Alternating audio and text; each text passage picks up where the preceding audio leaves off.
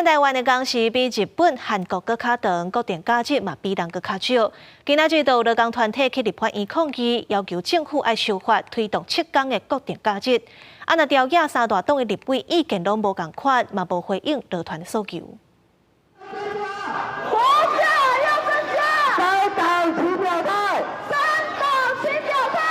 2029年第二天，初二劳工团体甲几百位的劳基，为着要争取过去因为一个日休，互政府摕掉的7天国定假日。台湾原本有19天的国定假日，后来剩12天尔，而且台湾的工时搁比韩国、日本等等的国家搁较悬，因要求三大党出面回应开放国定假日7天的诉求。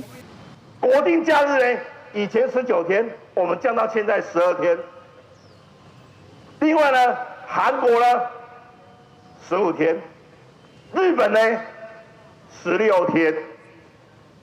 你说我们为什么要比其他国家更高的工时？难道我们的劳工是奴隶吗？劳团嘛解释讲，想要开放7天假日，毋是过去因为一个日休实施，互政府摕掉迄7天，是诉求对台湾民主族群劳工权益有重要意义的责任，包括戒严纪念日、原住民纪念日、教师节等等的7天。劳团表示，这个国定假日毋是为着要放假才放假，针对开放国定假日的问题，三党拢有派立委出来回应。我们的党主席朱立伦主席上个礼拜在中常会已经非常清楚讲，我们的12月25号的行宪纪念日要放假，这个是侯友宜选总统时候的政见。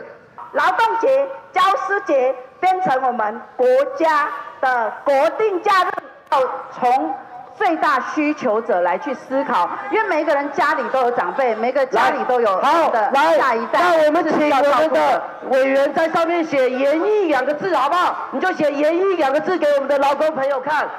7天的国定假日要增加多几天，要以什么名义来放假？三党立委拢有无共的意见。不过，这寡回应拢无法度达成劳团的诉求，嘛引起台下的劳工朋友不满。伊嘛要求三大党的立委爱赶紧甲国定假日排案送入去立法院，莫开空头支票。记者戴亚轩、曾俊佑台北报道。